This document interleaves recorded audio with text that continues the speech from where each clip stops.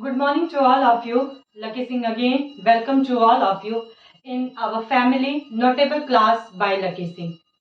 I want to start this class to a great motivational quote. Quote is that education is most powerful weapon. Education is most powerful weapon which you can use to change the world. Which you can use to change the world. इसका मतलब ये है guys कि education वो ताकतवर हथियार है। Education mean शिक्षा वो ताकतवर हथियार है जिसके आधार पर हम पूरे दुनिया को बदलने की ताकत रखते हैं। किस ताकत से? एजुकेशन मीन्स अगर हम शिक्षित होंगे तो न हम केवल शिक्षित होंगे बल्कि हमारा एक परिवार के द्वारा हमारा एक समाज और समाज के द्वारा हम पूरी दुनिया को बदलने की ताकत रख सकते हैं। किसके आधार पे? शिक्षा के आधार पे। Very good morning to all of you guys. मैंने आप लोगों को बताया था प्रीवियस वीडियो में parts of the sentence. Okay, आज मैं सेंटेंस को थोड़ा सा और बिगनिंग से स्टार्ट करूंगी जिससे कि जो छोटे मोटे डाउट्स हैं वो क्लियर हो जाएं। ओके गाइस, सेंटेंस को स्टार्ट हम करते हैं हमेशा कैपिटल लेटर से।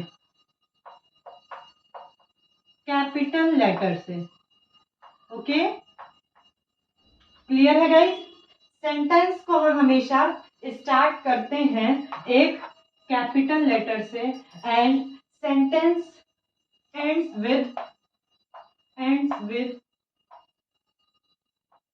फुल स्टॉप और क्वेश्चन मार्क और एक्सक्लेमेशन मार्क। ठीक है गाइस, सेंटेंस चाहे किसी भी तरीके का हो, आप हमेशा सेंटेंस की एंडिंग या तो एक फुल स्टॉप से पाएंगे या फिर क्वेश्चन मार्क से पाएंगे या फिर एक्सक्लेमेशन मार्क से पाएंगे। इसके अलावा आपको सेंटेंस के एंड में कुछ भी नहीं दिखेगा। गाइस, सेंटेंस का कोई सा भी काइंड्स हो, आप सेंटेंस की बिगिनिंग हमेशा एक कैपिटल लेटर से करेंगे। क्लियर है? तो आज हम शुरुआत करते हैं काइंड्स ऑफ सेंटेंस की। उससे पहले गाइस मैं आप लोगों को कुछ और बता दूं, क्योंकि नवरात्रि का पर्व चल रहा है और आज आखिरी दिन है नवरात्रि का, तो मैं अपने नेक्स्ट वीडियो में नवरात्र से रिलेटेड कुछ वोकैब्स अपलोड करूंगी। आई होप आप लोगों को पसंद आएगा, आप लोगों की जानकारी को इंक्रीज करने में हेल्पफुल रहेगा। नवरात्र से रिलेटेड वोकैब्स रहेगा। वीडियो को जरूर देखिएगा, शेयर करिएगा, सब्सक्राइब करिएगा और लाइक करिएगा। और सबसे बड़ी बात और सबसे इंपॉर्टेंट बात कि कमेंट सेशन में कमेंट करके जरूर बताइएगा कि कैसी लगी आप लोगों को वीडियो। ठीक है, now the turn off kinds of sentence.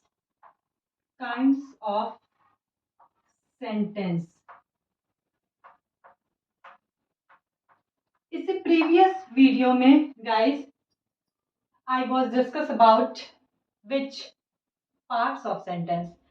There was two parts of sentence. One is subject and one is predicate. Actually, subject and predicate is part of sentence. Okay. Here we discuss about kinds of sentence. Kinds का मतलब होता है प्रकार, मतलब वाक्य के कितने प्रकार होते हैं। और जबकि parts of subject का मतलब पार्ट्स ऑफ सेंटेंस का मतलब होता है गाइस कि सेंटेंस के कितने भाग होते हैं। ठीक है, वो चीज अलग है, ये चीज अलग है। अब गाइस, काइंड्स ऑफ सेंटेंस को शुरुआत करने से पहले मैं इसके भी कुछ कैरेक्टर आप लोगों को बता देती हूँ कि सेंटेंस के जो काइंड्स होते हैं उसका जो क्लासिफिकेशन होता है वो दो तरीके से डिवाइड किया जाता है। एक पर्पस के अकॉर्डिंग, एक कैरेक्टर के अकॉर्डिंग। आपने simple sentence, complex sentence, compound sentence सुना होगा।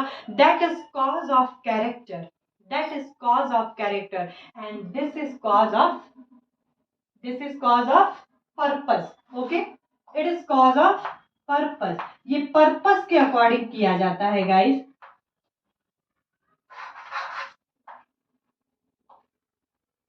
पर्पस। ओके, ठीक है, तो इस चीज का थोड़ा सा आप लोग क्लेरिफिकेशन करिएगा।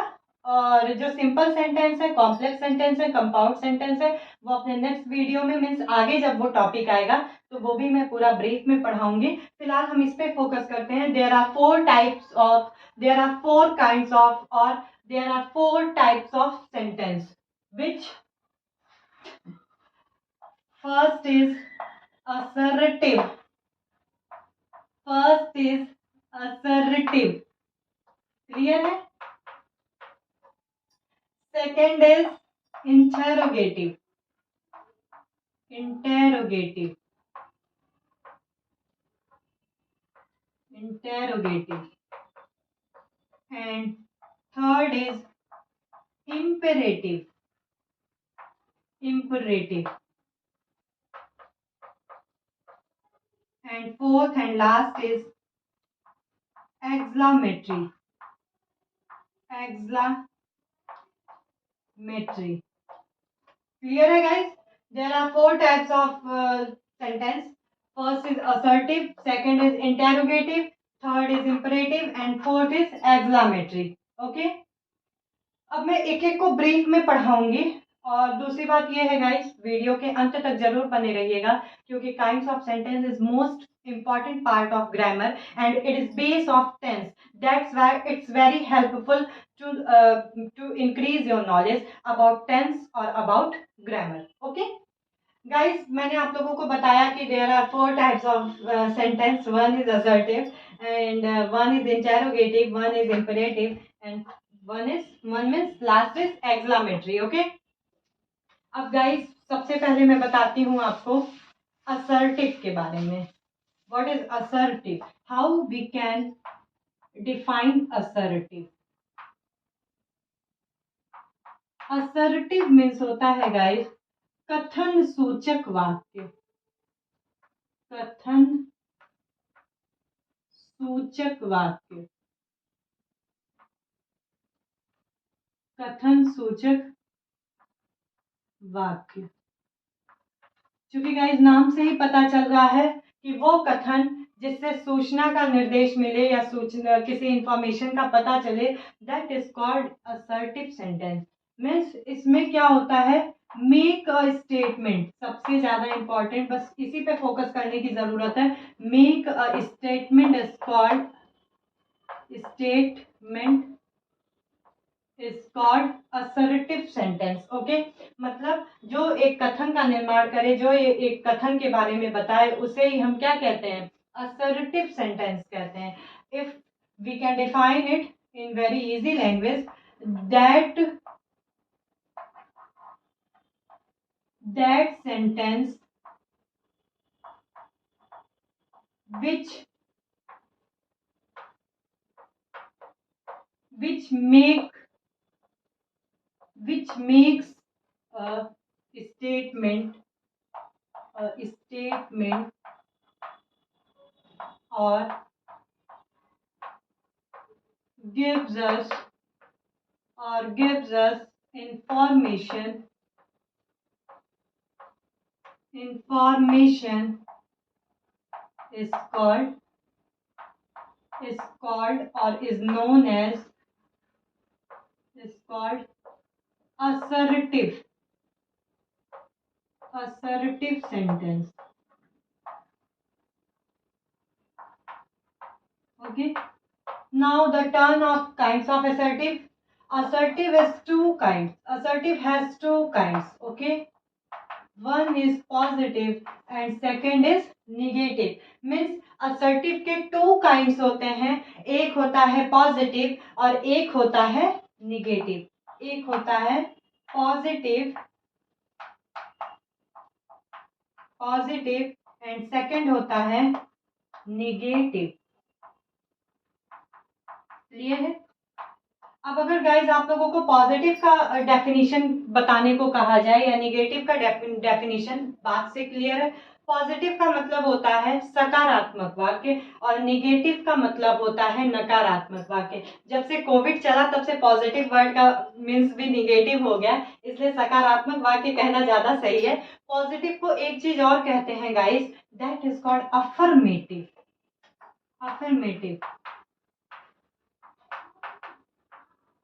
अफर्मेटिव, क्या कहते हैं guys, that is called affirmative sentence. Okay, negative, positive का मतलब हो गया सकारात्मक वाक्य, निगेटिव का मतलब हो गया नकारात्मक वाक्य। इसका मतलब positive sentence, that sentence which makes a positive statement is called positive sentence, और negative sentence which makes a negative statement or which gives us negative information, that is called negative what sentence। Okay, ठीक है। अब एक एक example लिखते हैं इसका, यहाँ पे लिख लेते हैं पॉजिटिव का example. Ram, Ram is an honest boy. मेरे बच्चा पार्टी, आप लोग कमेंट सेशन में ये करके कमेंट सेशन में कमेंट करके ये जरूर बताइएगा कि why ma'am before of consonant use here an, why.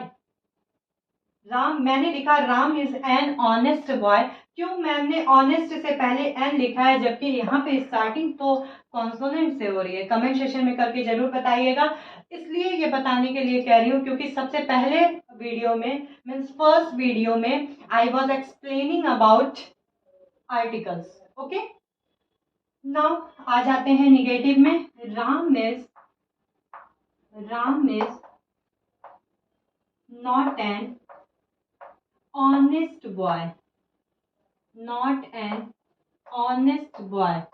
ठीक है गाइस, पॉजिटिव सेंटेंस जो है वो डिक्लेयर कर रहा है कि राम एक ईमानदार लड़का है, जबकि निगेटिव सेंटेंस ये डिक्लेयर कर रहा है या ये डिस्क्राइब कर रहा है Ram is not an honest boy, means Ram एक ईमानदार लड़का नहीं है। इसका मतलब ये है कि जो positive sentence means affirmative sentence है वो क्या पॉजिटिव स्टेटमेंट क्रिएट कर रहा है, जबकि निगेटिव सेंटेंस जो है वो निगेटिव स्टेटमेंट क्रिएट कर रहा है। क्लियर है ये चीज?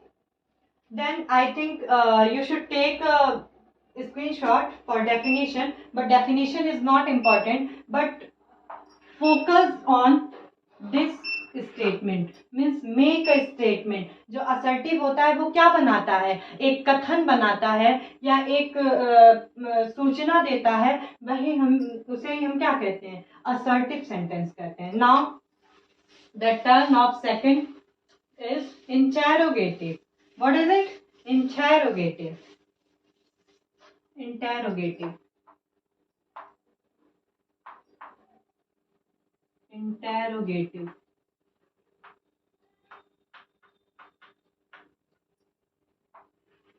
इसको हम क्या कहेंगे,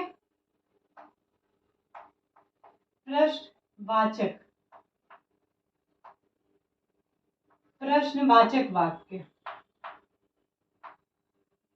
ठीक है, नाम से ही पता चल रहा है हिंदी में कि क्या कहते हैं, जिससे प्रश्न पूछने की सूचना मिले या जिस सेंटेंस से ये पता चले कि इसमें कोई प्रश्न पूछा जा रहा है, दैट इज कॉल्ड प्रश्नवाचक वाक्य और इंटेरोगेटिव। ओके, तो इसको अगर हम डिफाइन करना चाहें, that sentence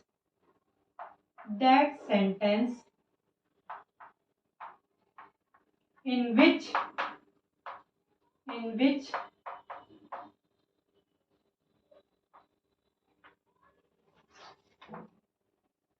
we ask something,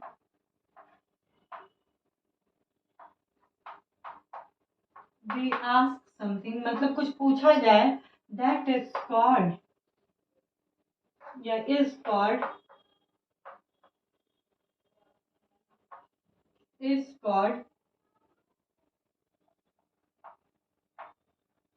interrogative,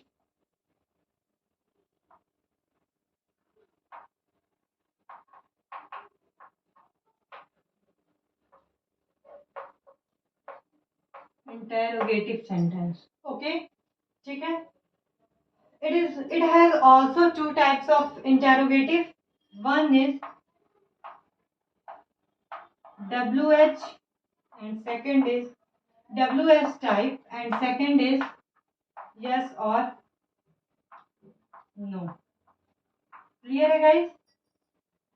guys, जो WS टाइप क्वेश्चन होता है, इसको अगर हम हिंदी में डिफाइन करें, एक आम भाषा में डिफाइन करें, तो क्या शब्द बीच में आए, मीन्स तुम्हारा नाम क्या है, ये हो गया WH टाइप। लेकिन अगर उसको इंग्लिश में हम पढ़ते हैं, what is your name, what is your name, means sentence is starting here with WH words, okay, means what, whom, where, who, how, मतलब it all से अगर स्टार्ट हो सेंटेंस तो उसे हम कहते हैं WH टाइप ऑफ सेंटेंस।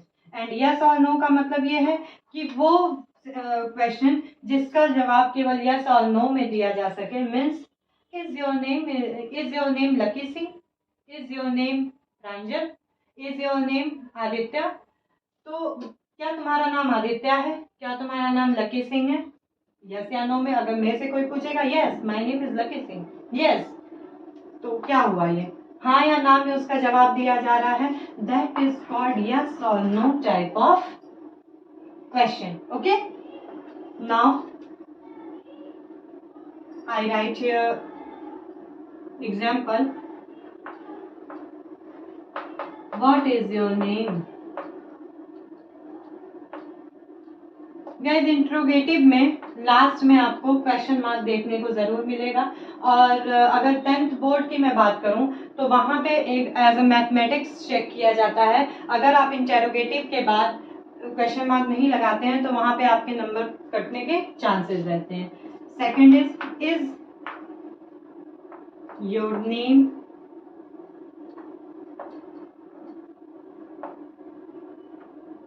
हरी। ध्यान दीजिएगा गाइस, सबसे पहला रूल क्या है कि सेंटेंस की बिगनिंग कैपिटल लेटर से होनी चाहिए और लास्ट में या तो फुल स्टॉप या तो क्वेश्चन मार्क होना चाहिए। ओके, क्लियर है ये चीज। व्हाट इज योर नेम मतलब WH क्वेश्चन वर्ड से शुरू हो रहा है, यहाँ पे यस और नो टाइप। हमेशा गाइस एक चीज और मैं एक लॉजिक बताऊं कि जो यस और नो टाइप के क्वेश्चंस होते हैं वो हमेशा हेल्पिंग वर्ब से शुरू होते हैं।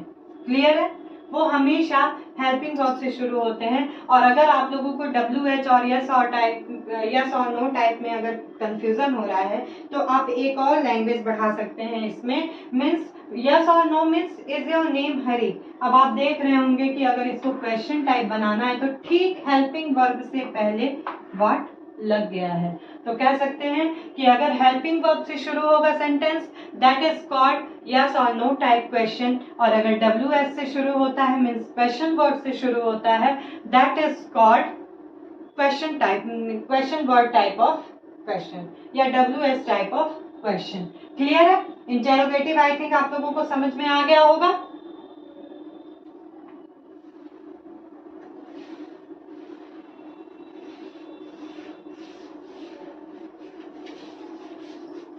Next is imperative. गाइस सबसे पहले मैं काइंड्स ऑफ सेंटेंस पढ़ाऊंगी, फिर उसके बाद आप लोगों को इसका एग्जाम्पल समझाऊंगी, फिर उसके बाद आप लोगों को क्या बताऊंगी, कम से कम 2 या 3 एक्सरसाइज कराऊंगी, तब जाके ये पूरा टॉपिक क्लियर होगा। ठीक है, अब देखिए इंपरेटिव का क्या मतलब होता है। इसमें आपका रिस्पेक्ट आ गया या फिर रिक्वेस्ट आ गया या फिर एडवाइस या फिर सजेशन।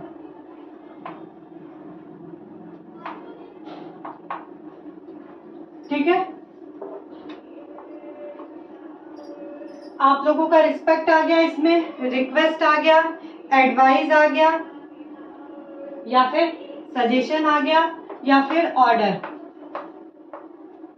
एक्चुअली रिस्पेक्ट नहीं आएगा, ऑर्डर लिख देते हैं यहाँ पे। ऑर्डर मतलब वह वाक्य जिससे हमें आज्ञा देने या फिर निवेदन करने या फिर सुझाव देने या सलाह देने या फिर प्रपोजल मीन्स प्रस्ताव रखने की सूचना प्रकट हो तो उसे हम क्या कहते हैं? इंपरेटिव सेंटेंस कहते हैं। ठीक है, तो गाइस इसको डिफाइन करते हैं। That sentence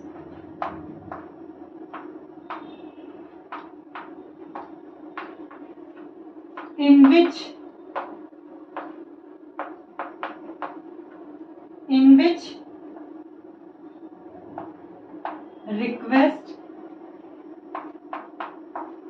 order or suggestion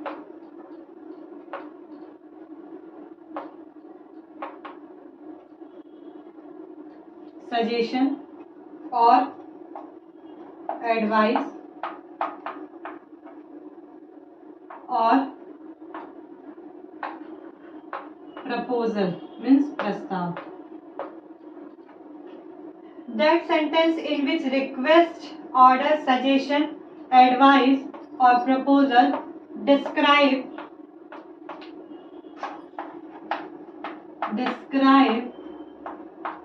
is called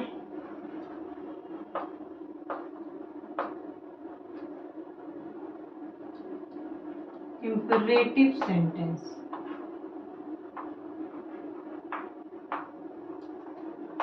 क्या कहते हैं उसको?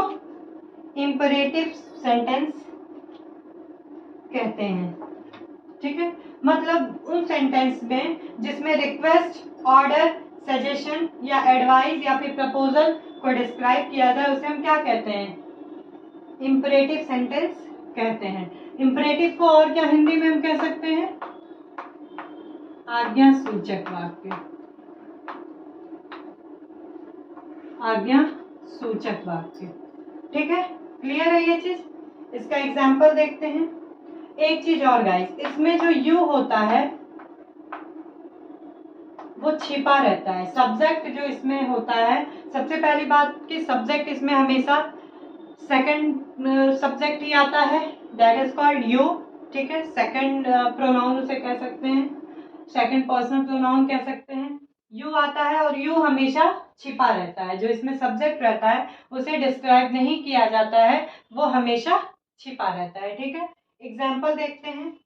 Stand up boys, stand up boys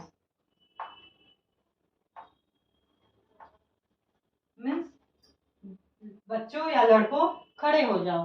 ठीक है, अगर इसको हिंदी में हम बोलेंगे बच्चों तुम लोग खड़े हो जाओ, तो यहाँ पे तुम चूंकि डिस्क्राइब नहीं किया जा रहा है, मीन्स यू सब्जेक्ट के रूप में छिपा हुआ है। इस जानकारी की जरूरत हमें तब पड़ती है जब हम एक्टिव वॉइस से पैसिव वॉइस बनाते हैं या फिर नरेशन में इसका यूज करते हैं। मीन्स इंपरेटिव सेंटेंस में अगर हम नरेशन चेंज करते हैं या फिर एक्टिव और पैसिव वॉइस में चेंज करते हैं तो उसमें हमें यू सब्जेक्ट की जरूरत पड़ती है। कब? एक्टिव से पैसिव बनाते समय। ठीक है, और कोई देख लेते हैं एग्जाम्पल।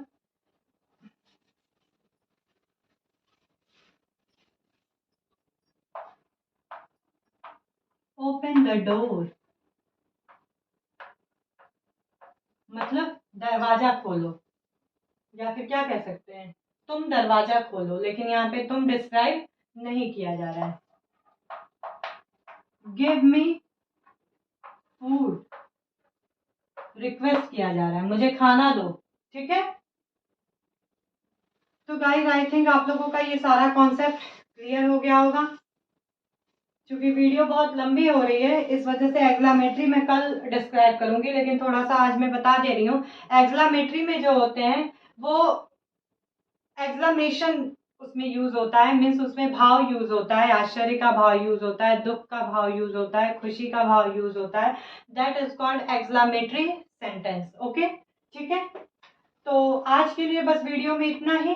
कल के वीडियो में लेकर आऊंगी with exclamatory sentence with a full exercise with example. Actually with example, क्योंकि एग्जाम्पल अभी आप लोगों को और भी ज्यादा करना होगा, और जितना ज्यादा से ज्यादा आप लोग प्रैक्टिस करेंगे उतनी ही आप लोगों की इंग्लिश या फिर कह सकते हैं सेंटेंस मजबूत होगा। ठीक है, तो वीडियो को लाइक करिए, शेयर करिए, सब्सक्राइब करिए। Thank you.